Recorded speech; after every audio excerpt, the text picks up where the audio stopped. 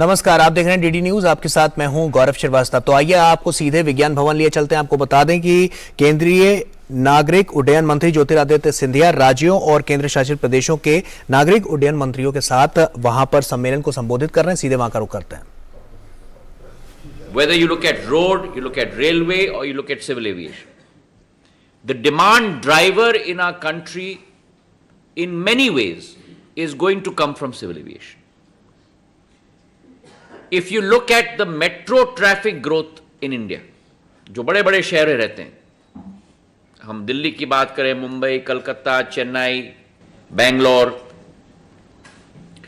इन बड़े बड़े शहरों में from 2010 to 2015, growth rate was roughly between 6 to 7% per annum. यात्रियों की वृद्धि, और 2015 से 2020 भी करीब 6 से 7% की वृद्धि रही। पर अगर हम छोटे शहर देखें, टियर 2, टियर 3 सिटीज, उन टियर 2, टियर 3 सिटीज में जो 2010 और 2015 के बीच में ग्रोथ रेट थी करीब 10%, 2015 से 2020 में वही वृद्धि का दर, द ग्रोथ रेट 31% रही है। तो इसका अनुमान है कि the new growth is going to come from tier 2, tier 3 cities.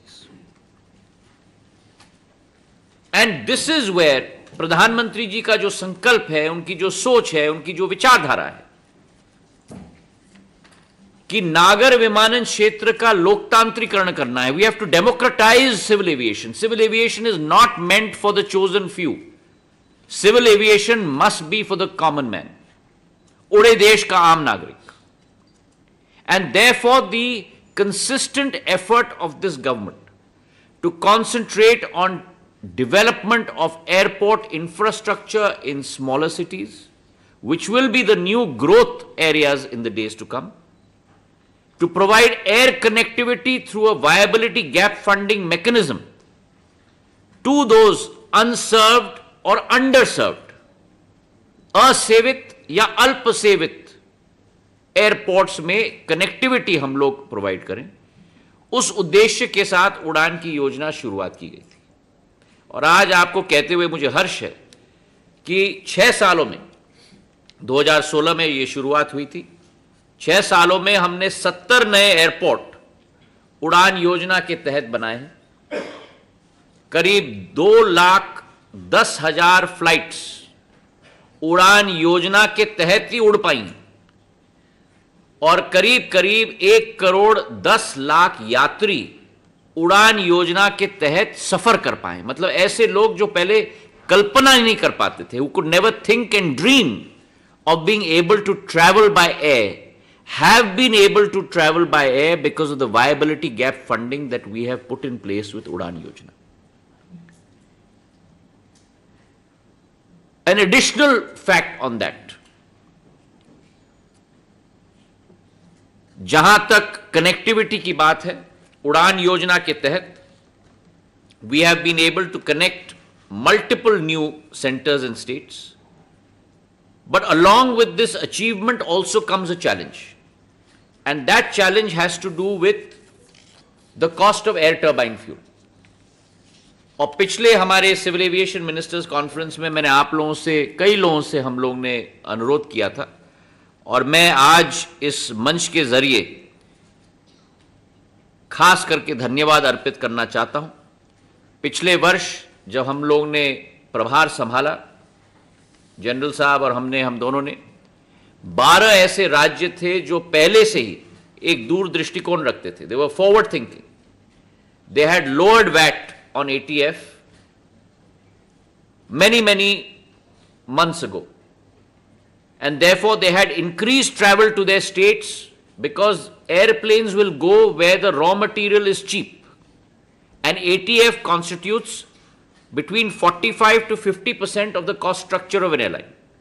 45 से 50% खर्चे का भाग है ATF अकेला। 12 राज्यों का ATF 1 से 4% तक था, और करीब 26 राज्यों का ATF का प्रतिशत 20 से 30% तक था। और पिछले एक वर्ष डेढ़ वर्षों में एटीएफ का दाम 53,000 रुपए किलो लीटर से बढ़कर करीब करीब 1,40,000 रुपए प्रति किलो लीटर तक पहुंच चुका था। और पिछले कई महीनों में करीब 15-20% घटा है, लेकिन आज भी बहुत बड़ा भाग एक एयरलाइन कंपनी की कॉस्ट स्ट्रक्चर का एटीएफ होता है। और मेरे आह्वान पर, मेरे निवेदन पर मैं खास करके धन्यवाद अर्पित करना चाहता हूं इन सभी सरकारों को, अंडमान एंड निकोबार, मिजोरम, त्रिपुरा, हरियाणा, मणिपुर, अरुणाचल प्रदेश, उत्तर प्रदेश, लद्दाख, जम्मू कश्मीर, उत्तराखंड, हिमाचल प्रदेश, दादरा नगर हवेली और दमन और दीव, मध्य प्रदेश, झारखंड, गुजरात और कर्नाटक। तो नागरिक उड्डयन मंत्री ज्योतिरादित्य सिंधिया को आप सुन रहे थे। आपको बता दें काफी महत्वपूर्ण ये पूरा जो कार्यक्रम आयोजित यहां पर किया गया था, उससे जुड़ी हुई जो महत्वपूर्ण बातें हैं वो क्या रही हैं वो हम आपको बता दें कि इसमें राज्यों और केंद्र शासित प्रदेशों के नागरिक उड्डयन मंत्रियों के इस सम्मेलन को वो संबोधित कर रहे थे। जिस तरह से नई ग्रोथ देखने को मिली है इस मंत्रालय को लेकर और इस क्षेत्र को लेकर, वो इन्होंने यहां पर साझा की है, जिसमें इन्होंने ग्रोथ रेट जिस तरह से बढ़ता हुआ नजर आया है उसका जिक्र इन्होंने किया है। एयरपोर्ट में कनेक्टिविटी यहां पर बढ़ी है और बीते इन्होंने 6 सालों में 70 एयरपोर्ट जिस तरह से बने हैं, बीते 6 सालों में जो काम हुआ है उसका लेखा जोखा उन्होंने यहां पर रखा है। उड़ान योजना के तहत ये एयरपोर्ट बने हैं और इसके अलावा जो तमाम जो फ्लाइट्स हैं वो भी यहां पर संचालित की गई हैं, जिसमें 2,70,000 फ्लाइट्स संचालित की गई हैं इस उड़ान योजना के अंतर्गत। और तमाम जो विकास की नई इबारत यहां से लिखी गई है वो साफ तौर पर यहां पर नजर आई है और उसी के आंकड़े और उसी पर और ज्यादा फोकस करने की जो बात इन्होंने यहां पर कही है, जिससे आने वाले भविष्य में और ज्यादा मजबूती इस नागरिक उड्डयन मंत्रालय में नजर आएगी और साथ ही साथ जो तमाम लोग हैं आम जन तक इसका लाभ पहुंच सके और आम जन भी फ्लाइट्स में बैठ सकें, इसको लेकर यह उड़ान योजना यहां पर इसकी शुरुआत की गई थी, जिसका जिक्र इन्होंने अपने संबोधन के दौरान किया। और आइए अब सुबह के 10 बज चुके हैं तो न्यूज़ एट 10 का वक्त हो गया है, तो चलिए शुरुआत करते हैं न्यूज़ एट 10 की तमाम बड़ी और महत्वपूर्ण खबरों से। अगले 1 घंटे में हम आपको रूबरू कराएंगे, लेकिन सबसे पहले नजर इस वक्त की हेडलाइंस पर। प्रधानमंत्री नरेंद्र मोदी आज दिल्ली के प्रगति मैदान में इंटरपोल महासभा की बैठक को करेंगे संबोधित। इंटरपोल के 195 सदस्य देशों के प्रतिनिधि मंडल बैठक में हो रहे हैं शामिल। लगभग 25 वर्षों बाद भारत में हो रहा है इस बैठक का आयोजन।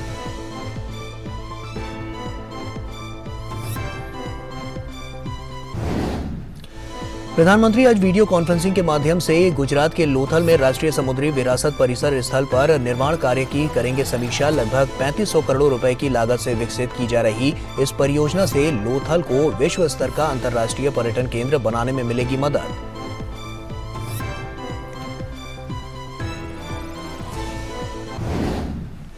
गुजरात के गांधीनगर में आज एशिया की सबसे बड़ी एरोस्पेस और रक्षा प्रदर्शनी डिफेंस एक्सपो 2022 का होगा आगाज। 4 दिनों तक चलने वाली इस प्रदर्शनी में रक्षा मंत्री राजनाथ सिंह लेंगे भाग। इस अवसर पर भारत अफ्रीका डिफेंस डायलॉग का भी होगा आयोजन।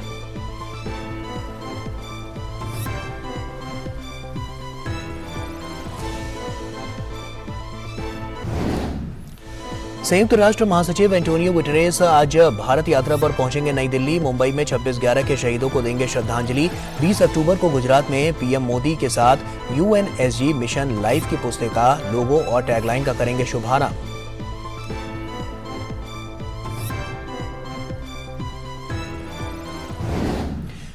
बीसीसीआई की मुंबई में आज होगी आम सालाना बैठक में बीसीसीआई के अगले अध्यक्ष और आईसीसी चेयरमैन पद सहित कई मुद्दों पर होगी चर्चा।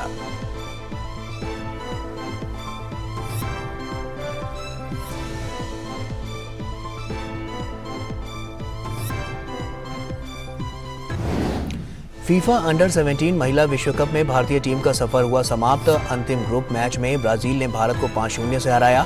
एक भी मुकाबला नहीं जीत पाई भारतीय टीम।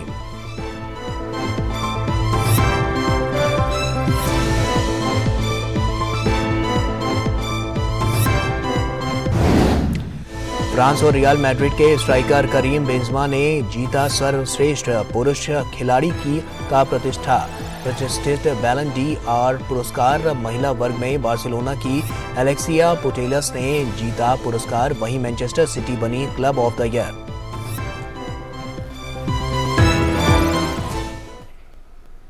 और आइए अब खबरों की शुरुआत करते हैं। प्रधानमंत्री नरेंद्र मोदी आज दिल्ली के प्रगति मैदान में आयोजित 90वीं इंटरपोल महासभा की बैठक को संबोधित करेंगे। ये बैठक 21 अक्टूबर तक चलेगी। बैठक में इंटरपोल के 195 सदस्य देशों के प्रतिनिधिमंडल शामिल होंगे। इनमें विभिन्न देशों के मंत्री, पुलिस प्रमुख, राष्ट्रीय केंद्रीय ब्यूरो के प्रमुख और वरिष्ठ पुलिस अधिकारी शामिल होंगे। गौरतलब है कि महासभा इंटरपोल की सर्वोच्च शासी निकाय है और इसके कामकाज से संबंधित महत्वपूर्ण निर्णय लेने के लिए वर्ष में एक बार बैठक करती है। लगभग 25 वर्षों के अंतराल के बाद भारत में इंटरपोल महासभा की बैठक हो रही है। इस अवसर पर केंद्रीय गृह मंत्री अमित शाह, इंटरपोल के अध्यक्ष अहमद नासर अल राइसी और महासचिव जोरगन स्टॉक भी मौजूद रहेंगे।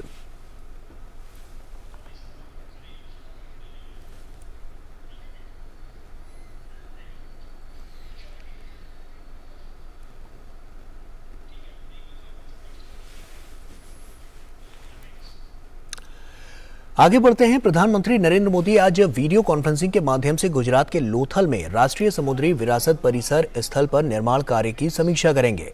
प्रधानमंत्री इस अवसर पर आयोजित समारोह को संबोधित भी करेंगे। लोथल हड़प्पा सभ्यता के प्रमुख शहरों में से एक था। ये परिसर करीब 3,500 करोड़ रुपए की लागत से विकसित किया जा रहा है। इसका निर्माण इस वर्ष मार्च में शुरू हुआ था। लोथल हड़प्पा संस्कृति का एक प्रमुख शहर है और ये मानव निर्मित प्राचीनतम पोतगाह की खोज के लिए जाना जाता है। लोथल में ये परिसर देश की ऐतिहासिक विरासत और धरोहर के प्रति यथोचित श्रद्धांजलि होगी।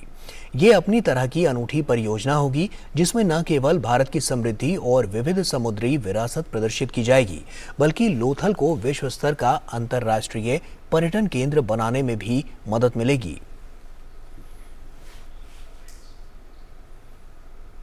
और रक्षा मंत्रालय का प्रमुख द्विवार्षिक कार्यक्रम डिफेंस एक्सपो आज से गुजरात के गांधीनगर में शुरू होगा। रक्षा मंत्री राजनाथ सिंह 12वें डिफेंस एक्सपो में भारत अफ्रीका रक्षा वार्ता के दौरान अफ्रीकी राष्ट्रों के रक्षा मंत्रियों की मेजबानी करेंगे। 22 अक्टूबर तक होने वाले इस बार के डिफेंस एक्सपो का 19 अक्टूबर को प्रधानमंत्री मोदी औपचारिक तौर पर उद्घाटन करेंगे। डिफेंस एक्सपो एक बार फिर से वापस आ गया है। पिछली बार साल 2020 में हुए लखनऊ डिफेंस एक्सपो के बाद अब इसका आयोजन गुजरात की राजधानी गांधीनगर में होने जा रहा है। 18 से 22 अक्टूबर तक होने वाले इस बार के डिफेंस एक्सपो पिछली बार की तुलना में अधिक बड़ा होने जा रहा है। 19 अक्टूबर को प्रधानमंत्री नरेंद्र मोदी डिफेंस एक्सपो का औपचारिक रूप से उद्घाटन करेंगे। एक्सपो में 125 करोड़ से अधिक के निवेश की उम्मीद है। संभावना है कि एक्सपो में 400 से अधिक कंपनियां निवेश के लिए यहां पर MOU पर साइन कर सकती हैं। जो भारत कभी आज के कुछ वर्षों पहले दुनिया का सबसे बड़ा इंपोर्टर माना जाता था, आज वो हमारा भारत दुनिया की टॉप 25 जो एक्सपोर्टिंग कंट्रीज हैं उनकी क्यू में आकर खड़ा हो गया है हमारा भारत। इस एक्सपो की थीम यानी पाथ टू प्राइड माननीय प्रधानमंत्री श्री नरेंद्र मोदी जी के आत्मनिर्भर भारत और आत्मनिर्भर रक्षा क्षेत्र के दृष्टिकोण के सर्वथा अनुरूप है। इस बार एक्सपो में 1320 से अधिक रक्षा कंपनियां शिरकत कर रही हैं। एक्सपो करीब 1 लाख वर्ग मीटर के क्षेत्र में लगाया गया है। गुजरात के लिए यह डिफेंस एक्सपो बेहद ही खास होने जा रहा है। गुजरात की कंपनियां 33 MOU पर हस्ताक्षर होने की संभावना कर रही हैं। इससे गुजरात में 5,500 करोड़ रुपए से अधिक के निवेश की उम्मीद है। भारत के डिफेंस सेक्टर ने पिछले कुछ वर्षों में पूरे समर्पण के साथ पाथ टू प्राइड की तरफ कदम अपने आगे बढ़ाए हैं। हमारा डिफेंस सेक्टर वैश्विक स्तर पर डिजाइन, डेवलपमेंट और मैन्युफैक्चरिंग में महारत हासिल करने की ओर तेजी के साथ आगे बढ़ा है। गांधीनगर में आयोजित इस डिफेंस एक्सपो की कई विशेषताएं होंगी। इस एक्सपो में HAL द्वारा स्वदेशी रूप से डिजाइन और विकसित ट्रेनर विमान का पहली बार प्रदर्शन होगा। इसके अलावा स्टार्टअप और उद्योगों के प्रोत्साहन के लिए भी मदद की जाएगी। पहली बार 10 राज्य और केंद्र शासित प्रदेश इस कार्यक्रम में पवेलियन स्थापित करेंगे। 5 दिवसीय आयोजन के दौरान पहले 3 दिन व्यापार के लिए एक्सपो होगा, जबकि 21 और 22 अक्टूबर आमजन के लिए खोल दिया जाएगा। अब तक के सबसे बड़े इस भारतीय डिफेंस एक्सपो में जहां आत्मनिर्भरता की प्रक्रिया को तेज करने पर जोर है, तो कोशिश इस बात की भी है कि कैसे भारतीय रक्षा क्षेत्र के उत्पादों को ज्यादा से ज्यादा प्रोत्साहित किया जा सके। वहीं ये मौका है कि जब हिंद महासागर क्षेत्र और अफ्रीकन साझेदारों के साथ रक्षा संबंधों को और मजबूत करना। और सहयोग के क्षेत्रों की पहचान कर नए संबंधों को स्थापित करना। लेकिन सबसे बड़ी बात यही कि भारत के सामने डिफेंस एक्सपो 2022 एक मौका होगा जहां भारत पूरी दुनिया को ये बताना चाहेगा कि कैसे भारतीय रक्षा उत्पादन अपना विस्तार कई क्षेत्रों की ओर कर रहा है। डिफेंस एक्सपो 2022 जिसकी थीम ही है पाथ टू प्राइड, यानी हम प्रतिबद्ध हैं अपनी उस लक्ष्य को लेकर जो आत्मनिर्भरता की बात कहती है। और इस बार के डिफेंस एक्सपो में करीब 1300 कंपनियां भागीदारी निभा रही हैं, जिनकी पिछली बार संख्या करीब 1000 की थी। और इसीलिए कहा जा रहा है कि डिफेंस एक्सपो 2022 एशिया का सबसे बड़ा डिफेंस एक्सपो है, जिससे बड़ी उम्मीदें हैं। मैं अपने सहयोगी सुधीर कुमार के साथ ओम प्रकाश दास, डीडी न्यूज के लिए गांधीनगर से। तो इस डिफेंस एक्सपो से काफ़ी उम्मीदें नज़र आ रही हैं और ऐसे में आत्मनिर्भर भारत जिस तरह की बातें हमेशा से कही गई हैं उसको लेकर ये एक और कदम आगे बढ़ता हुआ नजर आएगा रक्षा क्षेत्र में। फिलहाल यहाँ वक्त हो चला एक छोटे से ब्रेक का, जल्द लौटते हैं। खबरें और भी यहाँ बने रहिए डीडी न्यूज़ के साथ। क्या बात है, बहुत ठीक लग रहा है। 3 महीने में पैसे डबल, वाह, फास्ट और हाई रिटर्न्स भी। क्या स्कीम है? कल तो नहीं थी यहाँ। और कल होगा भी नहीं। तूने कभी 5 ओवर में डबल सेंचुरी मारी है? ऐसे स्कीम के बहकावे में आके हम धोखा खा सकते हैं। और आरबीआई कहता है अपना पैसा सुरक्षित रखो और समझदारी से निवेश करो। अगर ज्यादा रिटर्न के पीछे भागोगे तो रिस्क भी उतना ही उठाओगे। और फास्ट रिटर्न से बच के, और फास्ट बॉलिंग से भी। आरबीआई कहता है जानकार बनिए, सतर्क रहिए। अलग है हम, ये रफ्तार नई है, ये रफ्तार सही है, ये जज्बा नया है, खुद ब खुद बयां है। आयशर प्राइमर G3, जज्बा नया, जीत नई। तो ब्रेक के बाद एक बार फिर से आप सभी का स्वागत है। संयुक्त राष्ट्र के महासचिव एंटोनियो गुटेरेस भारत के 3 दिवसीय दौरे पर आज नई दिल्ली पहुंचेंगे। इस साल जनवरी में अपना दूसरा कार्यकाल संभालने के बाद ये उनकी पहली भारत यात्रा होगी। अपनी यात्रा के दौरान एंटोनियो गुटेरेस मुंबई में 26/11 को हुए आतंकी हमले में मारे गए लोगों को श्रद्धांजलि देंगे। वो आईआईटी मुंबई में भारत एट 75 संयुक्त राष्ट्र भारत भागीदारी दक्षिण सहयोग विषय पर एक कार्यक्रम को भी संबोधित करेंगे।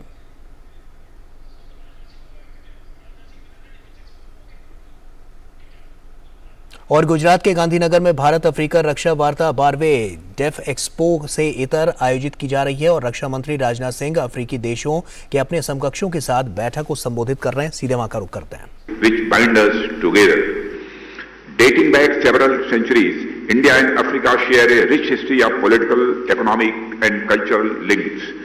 The feeling of solidarity, mutual trust and confidence born in the days of colonialism countries to drive India-Africa cooperation to this day. India has been one of the strongest advocates of African decolonization and has worked for the end of racist and apartheid regimes of the past. As a nation, we have great respect and affection for our African brothers and sisters. I would also like to invoke the legacy of the great African freedom fighters Mr. Jomo Kenyatta, Patrice Lumumba, Kwame Nkrumah, Nelson Mandela, Sam Nujima, to name a few. These great men continue to inspire us to this day. Africa is the land where a young English-educated barrister from India by the name of Mohandas Karamchand Gandhi evolved into an opposite of peace and non-violence, and later became the father of our nation. For this, we would be eternally grateful to Africa. Excellencies, India remains united with African countries in their quest for peace, security, stability, growth and prosperity. India's partnership with Africa is centered on the 10 guiding principles articulated by Indian Prime Minister Sri Narendra Modi during his address to the Parliament of Uganda in 2018. Our Prime Minister had clearly stated that Africa will be at the top of our priorities. We will continue to intensify and deepen our engagements with Africa. Apart from the goals of developmental, commercial and technological partnership, that India wants to forge with African nations, and the statement also covered cooperation in strengthening capabilities in combating terrorism and extremism, supporting UN peacekeeping missions, and work for open and free oceans.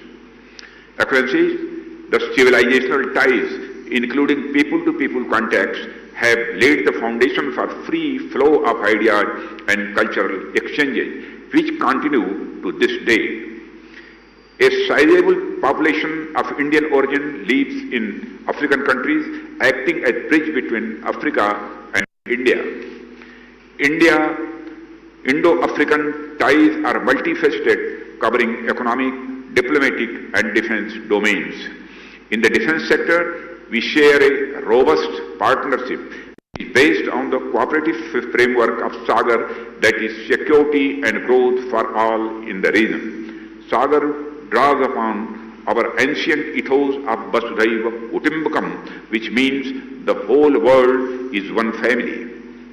Excellencies, African priorities are our priorities, and we appreciate the efforts made by African countries towards building a common African peace and security architecture. I am very happy to know that we have been able to institutionalize this forum after the first India-Africa Defence Ministers Conclave held on the sidelines of DEF Expo 2020 held in Lucknow. The theme of this second edition of IADD also flows from the Lucknow Declaration adopted in that conclave. The theme of this India-Africa Defence Dialogue, adopting a strategy for synergizing and strengthening defence and security cooperation, truly signifies the underlying commitment of India and African countries to explore new areas of convergence for defence engagement, including areas such as capacity building, training, cyber security, maritime security, and counter-terrorism. Excellency, we share a multifaceted defence and security cooperation relationship. India remains committed to support your efforts to deal with challenges of conflict, terrorism, and violent extremism. India and African countries are important stakeholders in ensuring a safe and secure maritime environment, especially in the Indian Ocean region. We work together in many regional mechanisms, and these endeavors foster inclusive and constructive collaboration in dealing shared security concerns and address common challenges to peace and prosperity. Excellencies, COVID-19 pandemic had a disruptive effect on our economies and peoples. I am proud that India was among the foremost countries supporting Africa in dealing with the challenges posed by the pandemic. The Indian Navy exhibited excellent capability and service through successful completion of the Mission Sagar initiatives, which helped provide timely supply of COVID-related emergency medicine supplies. It also deployed medical expert teams for training and assistance. Additionally, India has been the first responder in providing humanitarian assistance and disaster relief to several African countries. Over the years, India has contributed immensely to the United Nations peacekeeping operations in Africa. It is amongst the top 3 countries contributing troops for UN peacekeeping and has participated in most of the UN peacekeeping operations in the region. India has trained officers from several African countries at its military training institutions. We have assisted in setting up of defense training institutions in some African countries. We have तो रक्षा मंत्री राजनाथ सिंह को आप सुन रहे थे। अफ्रीकी देशों के अपने समकक्षों के साथ बैठक को वो संबोधित कर रहे थे। आपको बता दें तमाम महत्वपूर्ण बातें उन्होंने यहाँ पे कही हैं। भारत अफ्रीका रक्षा वार्ता का ये जो आयोजन किया गया है उसमें कई महत्वपूर्ण बिंदुओं पर आधारित जो साझेदारी रही है भारत और अफ्रीका के बीच का, उसका इन्होंने यहाँ पर जिक्र किया। और इसके अलावा पूरी दुनिया एक परिवार है, तो ऐसे में इन्होंने ये भी बात यहाँ पर कही है। और बीते साल लखनऊ में जिस तरह से एक्सपो का आयोजन किया गया था तो उसको भी वहां पर किस स्तर पर यह आयोजन था और अब की बार क्या नयापन, क्या नई टेक्नोलॉजीज इसमें देखने को मिलेंगी। और स्टार्टअप जिसकी बात हमेशा से कही गई है, रक्षा क्षेत्र में स्टार्टअप्स को लेकर भी तमाम यहां पर बड़ी बातें निकलकर सामने आ सकती हैं। साइबर सिक्योरिटी को लेकर इन्होंने बात कही, टेररिज्म को लेकर बात कही कि इस पर नकेल कसना काफी जरूरी है और वैश्विक स्तर पर इसकी चिंताएं बनी हुई हैं। तो ऐसे में क्या नयापन इसमें लेकर आया जा सकता है इस क्षेत्र को लेकर, रक्षा क्षेत्र को लेकर, और उसमें किस तरह से जो नए इनोवेशंस वहां पर नजर आ रहे हैं उसको लेकर भी, नीतिगत जो फैसले लिए जा रहे हैं उसको लेकर भी आपसी हित क्या कहता है उस पर उन्होंने अपना यह संबोधन किया। अफ्रीका की प्राथमिकताओं को पूरा करने में सहयोग लगातार भारत कर रहा है और ऐसे में आगे भी करता रहेगा। इसको लेकर ये पूरा जो उनका संबोधन था वो हम आपको सुना रहे थे और काफी महत्वपूर्ण ये बातें इन्होंने यहाँ पर कही हैं और इससे जुड़ी जो महत्वपूर्ण बातें हैं वो आगे भी हम अपने बुलेटिन्स में आपको सुनाते रहेंगे। न्यूज 10 में आगे बढ़ते हैं और खबरों में आगे बढ़ते हैं। आपको बता दें कि विद्युत, नवीन और नवीकरणीय ऊर्जा मंत्री आर.के. सिंह आज नई दिल्ली में अंतर्राष्ट्रीय सौर गठबंधन ISA की 5वीं सभा का उद्घाटन करेंगे। भारत के पास ISA सभा के अध्यक्ष का पद है। इस अवसर पर ISA के सह अध्यक्ष और फ्रांस की ऊर्जा मंत्री एग्नेस पैनियर-रंचर तथा ISA के महानिदेशक डॉक्टर अजय माथुर भी उपस्थित रहेंगे। बैठक में 110 सदस्य और हस्ताक्षरकर्ता देशों के मंत्री और प्रतिनिधि भाग ले रहे हैं।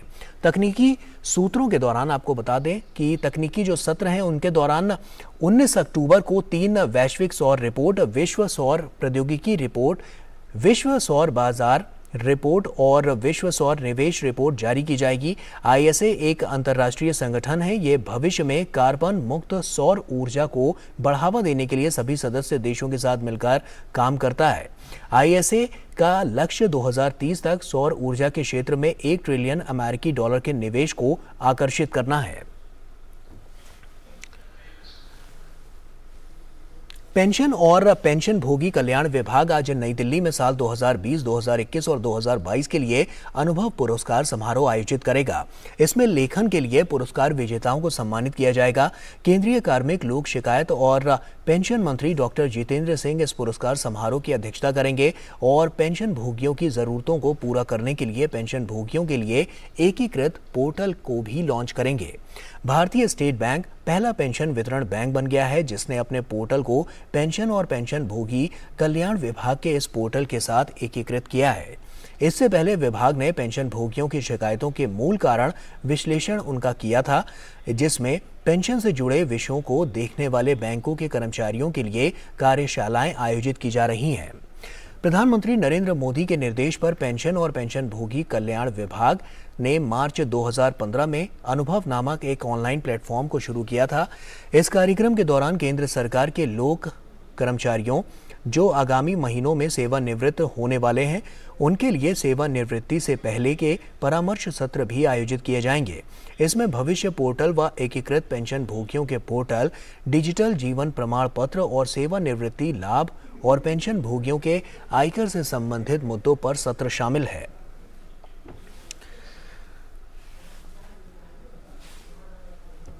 केंद्रीय जांच एजेंसी NIA ने बड़ी कार्रवाई की है। कई गैंगस्टर, उनके गुर्गों और उन लोगों को मदद देने वालों के खिलाफ केंद्रीय जांच एजेंसी ने बड़ी कार्रवाई की है। जांच एजेंसी द्वारा पंजाब सहित कई अन्य जगहों पर सर्च अभियान चलाया जा रहा है। जानकारी के मुताबिक आतंकवादी गैंगस्टरों का सहयोग ले रहे हैं। गौरतलब है कि अब तक की छापेमारी में कई हथियार बरामद किए गए हैं। दिल्ली पुलिस ने बीते दिनों UAPA के तहत 2 मामले दर्ज किए थे। उन्हीं मामलों को संज्ञान में लेते हुए NIA ने एक्शन लिया है। दरअसल जांच में सामने आया कि विदेशों में बैठे गैंगस्टर और हिंदुस्तान की अलग अलग जेलों में बंद गैंगस्टर अपना एक अलग लेवल का नेटवर्क चला रहे हैं और लगातार वारदातों को अंजाम दे रहे हैं। इतना ही नहीं, जांच में ये भी सामने आया है कि इन गैंगस्टर्स के लिंक आतंकी संगठनों से भी हैं। ये गैंगस्टर बड़े पैमाने पर लोगों के बीच आतंक पैदा करने के लिए और वारदातों को प्रचारित कर साइबर स्पेस का इस्तेमाल कर रहे थे। वहीं जो गैंगस्टर विदेश भाग गए हैं वो वहीं से ऑपरेट कर रहे हैं, जैसे पाकिस्तान, कनाडा, मलेशिया, ऑस्ट्रेलिया सहित विदेशों से अपना गैंग चला रहे हैं।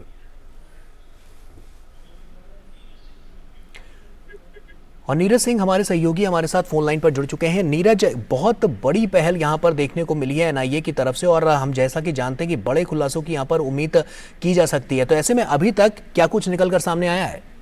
देखिए, बहुत बड़ी ये एक रेड है और एनआईए ने जिस तरीके से कार्रवाई की है, आपको भी पता है कि जो आतंकवादी संगठन है, इसके अलावा विदेशों में बैठे जो गैंगस्टर हैं, जैसे लॉरेंस बिश्नोई ग्रुप है, इसके अलावा काला जेटली है, ये सारे लोग विदेशों से ऑपरेट कर रहे हैं और अपने जो सारे काम है यहाँ लोकल जो गैंगस्टर हैं उनके माध्यम से ये कराते हैं। चाहे ड्रग्स की तस्करी की बात हो, इसके अलावा हथियारों की स्मगलिंग की बात हो, लोगों से जो पैसा है वसूलने की बात हो, तो ये विदेशों से फोन करते हैं अपने लोकल गैंगस्टरों को और उनसे ये काम करवाते हैं। उसी जब दिल्ली पुलिस ने इस पूरे मामले में कार्रवाई की थी, आपको पता होगा जो मूसेवाला जब उनकी हत्या की गई थी, तो उसके बाद दिल्ली की पुलिस स्पेशल सेल ने दिल्ली के अंदर से भी कई सारे जो गैंगस्टर हैं, खासतौर से इस हत्या में शामिल लोग थे, उनको गिरफ्तार किया था। उनकी जब पड़ताल की गई तो ये पता लगा कि ये जो गैंगस्टर हैं, इनके लिंक आतंकवादी संगठनों से हैं। आतंकवादी जो संगठन है वो अपने काम इन गैंगस्टरों के माध्यम से करवाते हैं ताकि किसी भी जांच एजेंसी को ये शक ना हो कि ये आतंकवादी वारदात है या आतंकवादी इस तरह की वारदातों में शामिल है।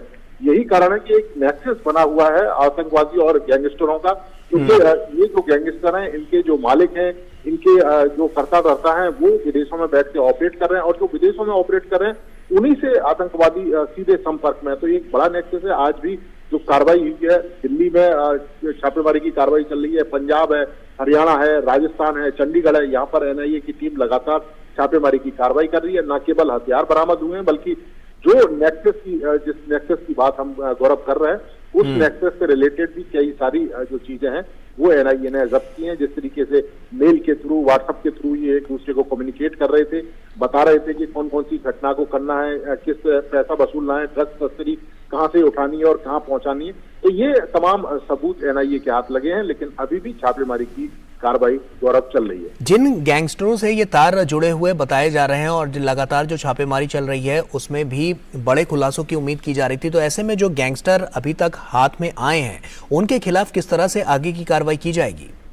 देखिए, बिल्कुल जो सबूत एनआईए के पास हैं और इसके अलावा जिन वारदातों में ये गैंगस्टर शामिल हैं, उन सभी के जो लिंक आतंकवादी अगर कोई संगठन है उससे जुड़े हुए हैं तो उस लिंक को एनआईए कोर्ट में पेश करेगी और ये बताएगी कि ये गैंगस्टर ने अगर ड्रग्स तस्करी करी है या इसके अलावा हथियारों की सप्लाई करी है तो इसके पीछे आतंकवादियों का उद्देश्य था। आतंकवादी इनको दिशा निर्देश दे रहे थे, एक तरह से ये आतंकवादियों के हैंडलर के रूप में काम कर रहे थे। तो उसको अदालत में एनआईए पेश करेगी और उसके बाद उनको रिमांड पर लेने के बाद इनसे पूछताछ करेगी। इसमें क्या किसी संगठन का नाम भी सामने अभी तक आया है? क्योंकि जिस तरह की बातें अभी तक निकलकर सामने आई है, क्योंकि टेरर फंडिंग को लेकर हमेशा से हमने देखने को मिला है कि इस पे हमेशा से ताबड़तोड़ छापेमारी की गई है। उसके अलावा अगर हम बीते दिनों की बात करें तो एनआईए काफ़ी एक्टिव नजर आ रही है। इसके अलावा भी तमाम जो यहाँ पर सुरक्षा नीतियों को मद्देनजर रखते हुए जो तंत्र इस्तेमाल किए जा रहे हैं वो भी कहीं ना कहीं यहाँ पर नजर आ रहा है। तो ऐसे में सवाल ये उठता है कि आखिर इस तरह की स्थितियां जो उपजी हुई हैं, तो ग्राउंड लेवल पर अगर हम देखें तो जमीनी हकीकत तलाशने की जब बात आती है तो क्या वहां पर जो स्थानीय प्रशासन है इस मामले में फेल होता नजर आता है? देखिए, स्थानीय प्रशासन निश्चित तौर पर उसकी एक सीमाएं होती हैं और कहीं ना कहीं जो गैंगस्टर अगर एक्टिविटी करता है किसी इलाके में और आतंकवादी घटनाओं से उसका अगर संबंध है, क्योंकि विदेशों में बैठे हुए हैं बहुत सारे जो गैंगस्टर हैं, जैसा कि मैं जिक्र कर रहा था, लॉरेंस बिश्नोई है, काला जेटली है, तो उस समय जो स्थानीय प्रशासन है वो उतना ज्यादा जो कह सकते हैं कि एक्शन है वो नहीं ले पाता और यही कारण है कि एनआईए जैसी जो हमारी राष्ट्रीय एजेंसी है वो तेजी के साथ काम कर पाती है। और इसके अलावा जो एक्सपर्ट इसके लिए चाहिए, क्योंकि उस लिंक को आपको सिद्ध करना होता है अदालत में कि अगर कोई गैंगस्टर किसी वारदात को कर रहा है तो आपको ये बताना होता है कि ये इस वारदात के पीछे आतंकवादी संगठन का हाथ है।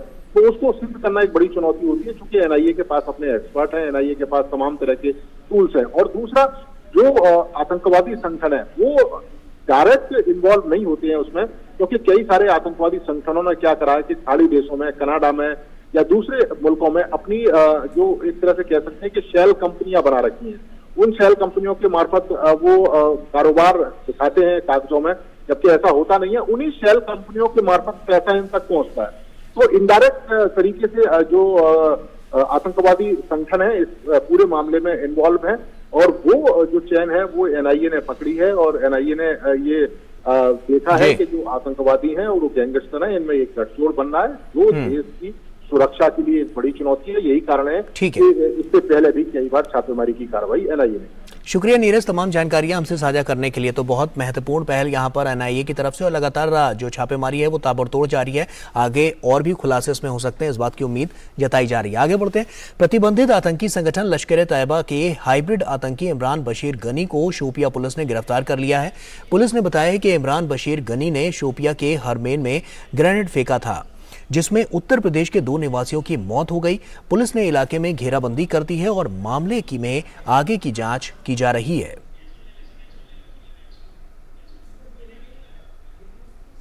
तो आतंकी ने जिस तरह से ग्रेनेड फेंका, उसमें इस हादसे में यूपी के 2 लोगों की मौत हुई है। तो लश्कर आतंकी गिरफ्तार कर लिया गया है। पुलिस द्वारा इलाके में घेराबंदी भी कर दी गई है। और मध्य प्रदेश के बैतूल में एसटीएफ ने हथियारों की तस्करी में जुटी गैंग के 3 आरोपियों को पकड़ा है, जिनके पास से 18 पिस्तौल बरामद की गई है।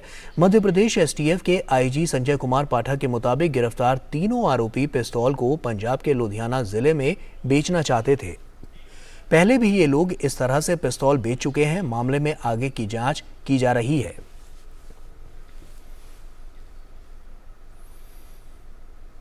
तो ब्रेक के बाद एक बार फिर से आप सभी का स्वागत है। हिमाचल प्रदेश में हो रहे चुनावों के मद्देनजर दिल्ली में भाजपा कोर ग्रुप की बैठक आज भी जारी रहेगी।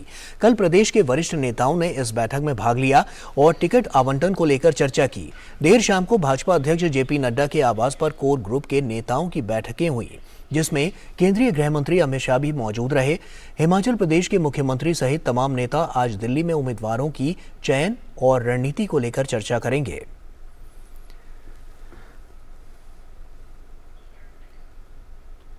और दिल्ली की नई शराब नीति के मामले में डिप्टी सीएम मनीष सिसोदिया पूछताछ के लिए कल सीबीआई के दफ्तर में पेश हुए। सीबीआई ने सिसोदिया से करीब 9 घंटे तक पूछताछ की। जांच एजेंसी के दफ्तर से लौटने के बाद सिसोदिया ने कहा कि मुझ पर आम आदमी पार्टी छोड़ने का दबाव बनाया गया। वहीं सीबीआई ने सिसोदिया के बयान का खंडन करते हुए कहा कि एफआईआर में लगे आरोपों और जांच के दौरान एकत्र सबूतों के आधार पर ही पूछताछ हुई है। सिसोदिया के बयान का सत्यापन किया जाएगा। कानून के मुताबिक आगे की कार्रवाई की जाएगी। सीबीआई ने कहा कि मीडिया के कुछ वर्गों ने एक वीडियो प्रसारित किया है, जिसमें सीबीआई कार्यालय से निकलने के बाद सिसोदिया ने कैमरे पर कहा कि सीबीआई ने पूछताछ के दौरान उन्हें अपनी राजनीतिक पार्टी को छोड़ने की धमकी दी गई है। वहीं इन आरोपों का जोरदार खंडन करते हुए सीबीआई ने दोहराया कि सिसोदिया की एफआईआर में उनके खिलाफ लगाए गए आरोपों के अनुसार पेशेवर और कानूनी तरीके से जांच की गई थी। उन्होंने कहा कि मामले की जांच कानून के अनुसार जारी रहेगी। आकांक्षी जिला योजना से मदद और प्रोत्साहन पाकर झारखंड के दुर्गम स्थानों में निवास करने वाले जनजातीय समुदाय के लोग भी खेती बाड़ी और पशुपालन के जरिए अपना मुकाम बना रहे हैं। पेश है पूर्वी सिंहभूम जिला में तकरीबन 3000 मीटर की ऊंचाई पर अव्यवस्थित खैरबनी पंचायत स्थित लखाईडीह गांव से जमीनी हकीकत से जुड़ी ये रिपोर्ट।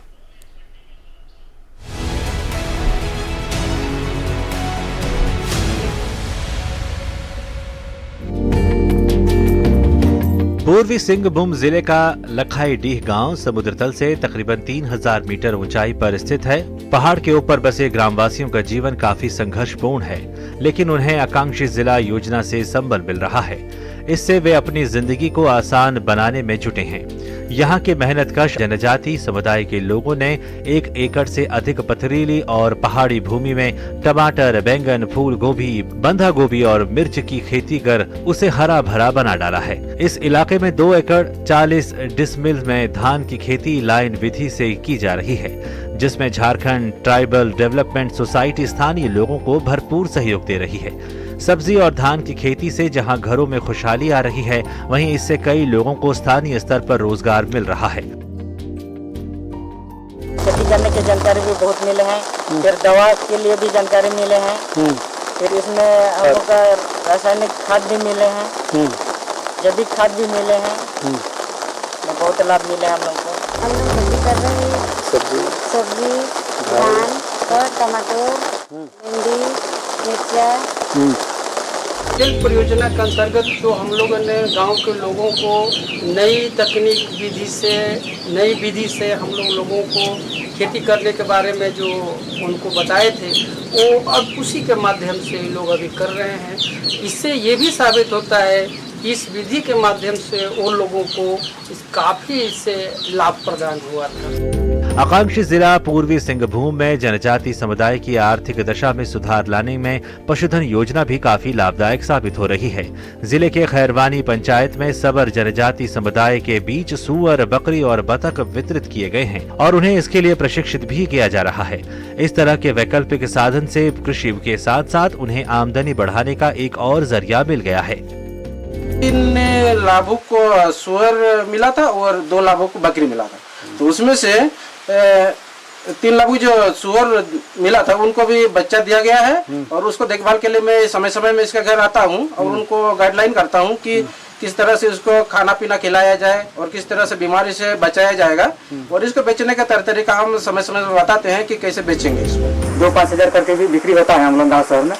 इधर इस गाँव में जैसे 2,000-3,000 और उससे हम लोग मुनाफा मिलेगा। हम लोग को सबर लोगों को थोड़ा कुछ पूंजी बढ़ाने के लिए दिए हैं सर। बकरी और सुअर के आदिम जनजाति के वर्ग हैं, ये उनका कैसे पालन पोषण करके और बढ़ोतरी कर रहे हैं, आय में अपनी बढ़ोतरी कर रहे हैं।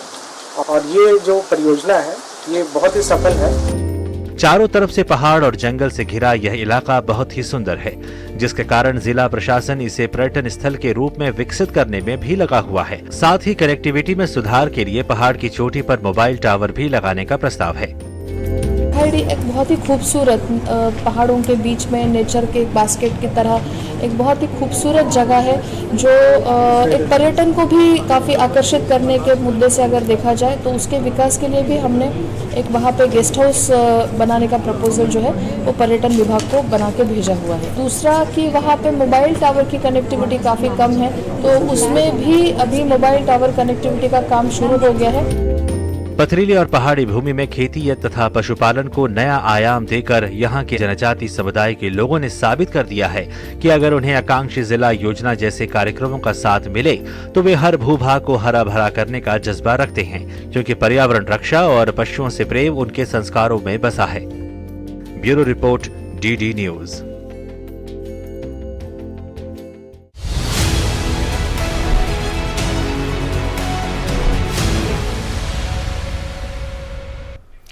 और आइए बात करते हैं तेलंगाना के बुनकरों की।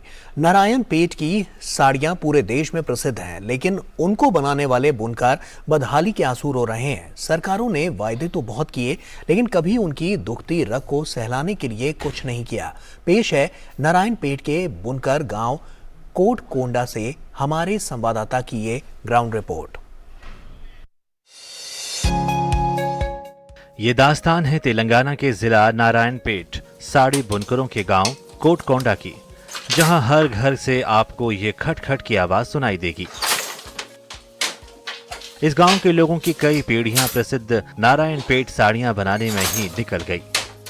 गले के कैंसर से पीड़ित ये मारकंडी हैं।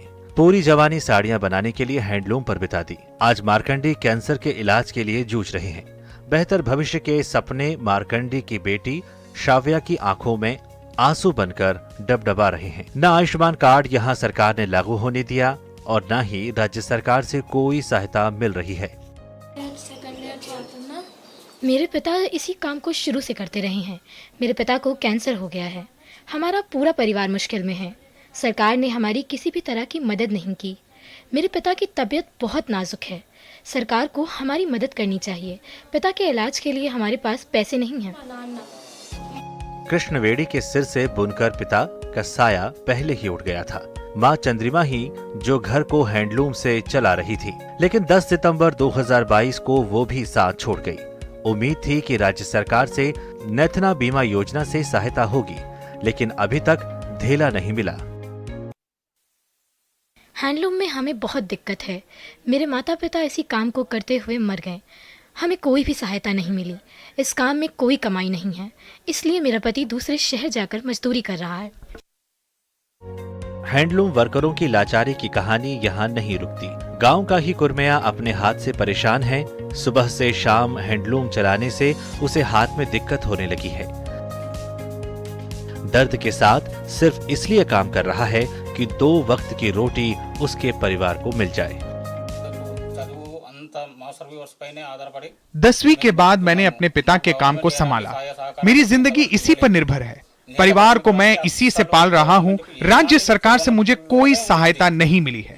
इसी काम के कारण मेरे हाथ, पैर और कमर में परेशानी हो गई है। कोई इलाज नहीं मिल रहा और ना ही कोई सहायता। अजम्मा का ना तो पति रहा न बच्चे। आज वो पूरी तरह से अनाथ है।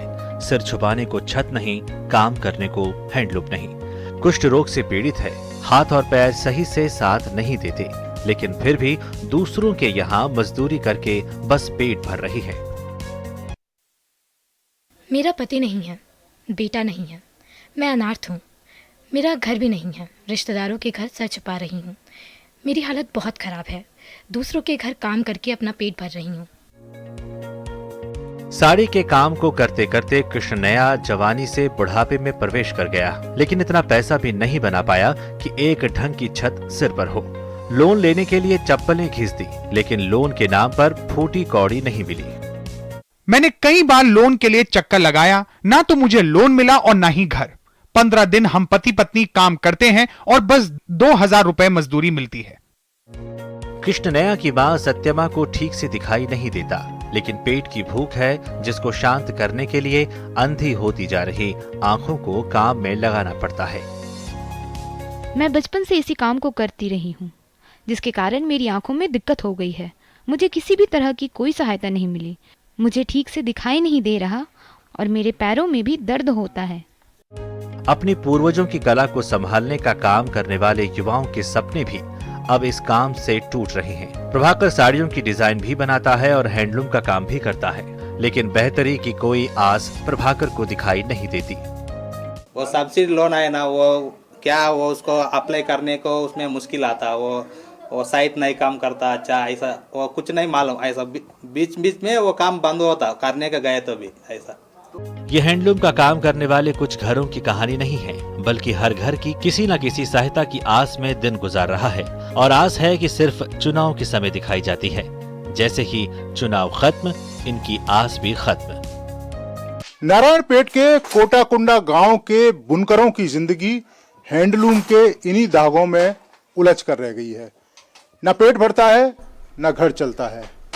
राज्य सरकार ने बड़े बड़े वायदे भी किए और बड़ी बड़ी बातें भी की, लेकिन वो सिर्फ चुनाव तक ही सीमित रह गए। आज भी यहाँ के बुनकर अपनी रोजी रोटी के लिए तरस रहे हैं और अभी तक किसी ने भी इनकी जिंदगी के उलझे हुए धागों को सुलझाने की कोशिश नहीं की। कैमरामैन सेंथिल के साथ नीरज सिंह, डीडी न्यूज, नारायणपेट, कोटाकुंडा गांव। और भारतीय रेलवे ने स्क्रैप बिक्री में उल्लेखनीय बिक्री दर्ज की है। भारतीय रेलवे ने सितंबर 2022 तक पिछले साल की तुलना में 2003 करोड़ रुपए की तुलना में कुल 2582 करोड़ रुपए की कमाई की है। ये कमाई पिछले वित्तीय वर्ष के मुकाबले 28.91% अधिक है। रेलवे के मुताबिक वित्तीय वर्ष 2022 से 23 के लिए कबाड़ की बिक्री से आय का लक्ष्य 4,400 करोड़ रुपए रखा गया है। भारतीय रेलवे ने स्क्रैप का संग्रह करने और इसकी ई नीलामी के जरिए बिक्री करने के माध्यम से संसाधनों के बेहतर उपयोग के लिए हर संभव प्रयास किए गए हैं।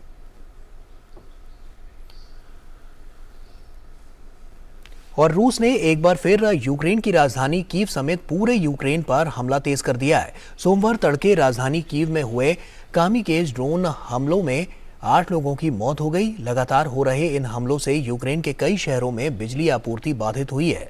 वहीं यूक्रेन की सीमा के पास दुर्घटनाग्रस्त हुए रूसी युद्धक विमान हादसे में 3 लोगों की मौत हो गई।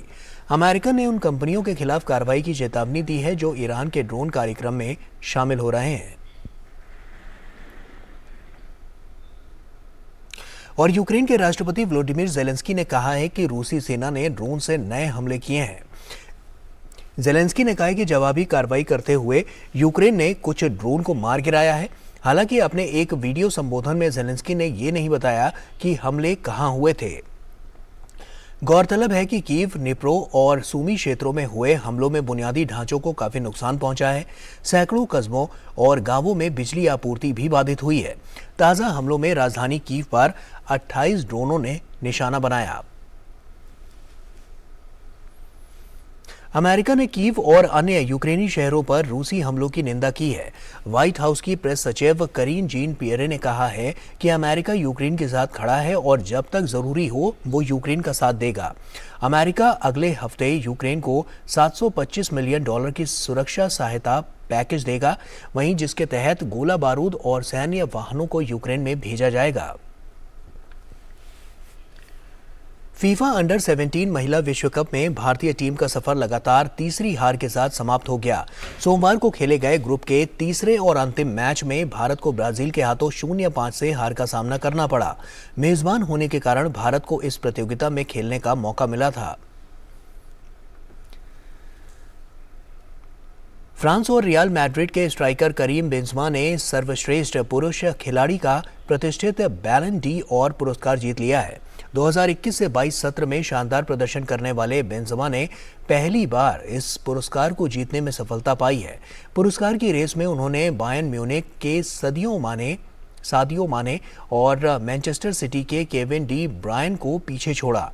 बेंजेमा ने पिछले सत्र में 46 मैचों में 44 गोल करने में सफलता हासिल की थी। उन्होंने स्पेनिश क्लब रियल मैड्रिड को चैंपियंस लीग और ला लीगा में खिताबी जीत हासिल करने में भी अहम भूमिका निभाई। महिला वर्ग में बार्सिलोना की एलेक्सिया पुटेलस ने साल की सर्वश्रेष्ठ खिलाड़ी का पुरस्कार अपने नाम किया। उन्होंने लगातार दूसरे साल ये अवार्ड अपने नाम किया। वहीं मैनचेस्टर सिटी ने साल के सर्वश्रेष्ठ क्लब का पुरस्कार जीतने में सफलता हासिल की।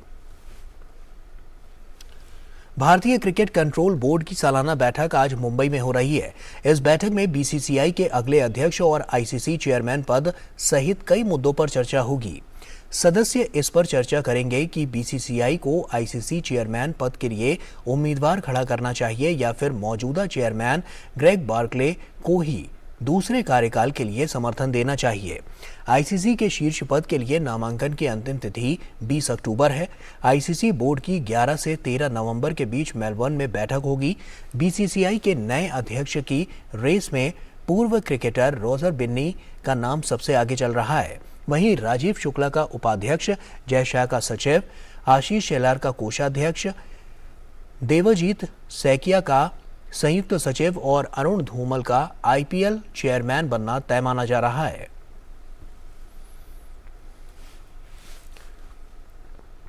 आईसीसी टी20 विश्व कप में आज दूसरे मैच में श्रीलंका का सामना यूएई से होगा। दोनों टीमों के लिए यह मैच करो या मरो वाला होगा। हारने वाली टीम टूर्नामेंट से करीब करीब बाहर हो जाएगी। श्रीलंका का पलड़ा इस मैच में भारी माना जा रहा है। उसके गेंदबाजों ने तो बेहतरीन प्रदर्शन किया था, लेकिन बल्लेबाजों ने टीम की लुटिया डुबो दी थी। वहीं यही हाल यूएई का भी रहा था। दोनों टीमों को अपनी बल्लेबाजी पर ध्यान देना होगा। तेज गेंदबाज पैट कमिंस को ऑस्ट्रेलिया की एक दिवसीय क्रिकेट टीम का कप्तान बनाया गया है। वो पिछले महीने वनडे से संन्यास लेने वाले एरॉन फिंच का स्थान लेंगे और इसी के साथ वो क्रिकेट के 2 फॉर्मेट में ऑस्ट्रेलियाई टीम कमान संभालते हुए दिखाई देंगे। कमिंस ऑस्ट्रेलिया की टेस्ट टीम के कप्तानी भी कर रहे हैं और उन्हें ऑस्ट्रेलिया का 27वां वनडे कप्तान बनाया गया है। वो अगले साल भारत में होने वाले एक दिवसीय क्रिकेट विश्व कप में टीम का नेतृत्व करेंगे। कप्तान के तौर पर कमिंस अपना पहला मैच 17 नवंबर को इंग्लैंड के खिलाफ शुरू होने वाली वनडे सीरीज में खेलेंगे। और ज्योति याराजी ने राष्ट्रीय ओपन एथलेटिक्स चैंपियनशिप में महिलाओं की 100 मीटर बाधा दौड़ 13 सेकंड में उससे भी कम समय में पूरी करके नया इतिहास रच दिया। ज्योति पहली भारतीय महिला एथलीट बन गई हैं जिन्होंने 100 मीटर बाधा दौड़ 13 सेकंड से कम समय में पूरी की। इस बीच उन्होंने अपने स्वयं के राष्ट्रीय रिकॉर्ड में सुधार भी किया। ज्योति ने यह दौड़ 12.82 सेकंड में पूरी करके नया राष्ट्रीय रिकॉर्ड बनाया। ज्योति ने हाल ही में समाप्त हुए राष्ट्रीय खेलों में 100 मीटर रेस और 100 मीटर बाधा दौड़ में स्वर्ण पदक अपने नाम किया था। हाथों की स्वच्छता संक्रमण से बचाव में उपयोगी है। यही कारण है कि हाथों की स्वच्छता का विशेष महत्व है। आइए समझते हैं कि हाथ धोने का सही तरीका क्या होना चाहिए। यदि हाथों को ठीक से न धोया जाए तो कई तरह की बीमारियों और संक्रमण का खतरा बढ़ता है। हाथ धोना एक असरदार तरीका है जो बीमारियों से बचाव करता है। हम डोर हैंडल्स को छूते हैं, कंप्यूटर्स को छूते हैं, नलके के हैंडल्स को छूते हैं, पेन्स को छूते हैं, सेल फोन को छूते हैं, कंप्यूटर्स को छूते हैं, तो ये वायरस हमारे हाथों में आ जाते हैं। और यदि हम इस हाथ के ज़रिए अपनी आँख को, नाक को या मुंह को टच करते हैं तो ये वायरस हमारे अंदर जा सकता है और हम इससे संक्रमित हो सकते हैं। हाथों को धोना जितना आवश्यक है उतना ही जरूरी है कि इन्हें ठीक तरह से धोया जाए। सबसे पहले आप हाथ साफ पानी से धोएं, पाम्स के ऊपर साबुन लगाएंगे, इनको रोटेट करेंगे, गोल गोल घुमाएंगे और उसके बाद आप इंटरलेस करते हुए बैक ऑफ द हैंड्स को इन उंगलियों को डाल के रगड़ेंगे। फिर पामल साइड से आप पाम को रगड़ते हुए और उंगलियों को रगड़ेंगे। उसके अलावा अंगूठे को साफ़ करेंगे, टिप ऑफ द अंगूठे को साफ़ करेंगे और उसके बाद उंगलियों के टिप्स को, नेल्स को रगड़ के साफ़ करेंगे, गोल गोल घुमाएंगे, आगे पीछे घुमाएंगे और पूरे हाथ को रब करते हुए आप साफ पानी से रिंस करेंगे। हाथों को बार बार धोना जरूरी है, खास तौर पर भोजन करने से पहले, खाना बनाने से पहले और किसी को खाना परोसने से पहले। हाथ धोने की आदत को बढ़ावा दें। किरण भारद्वाज, डीडी न्यूज। और इसी के साथ न्यूज़ 10 में फिलहाल अभी के लिए इतना ही। हमारी पूरी टीम को दीजिए इजाजत। आप बने रहिए डीडी न्यूज के साथ। नमस्कार।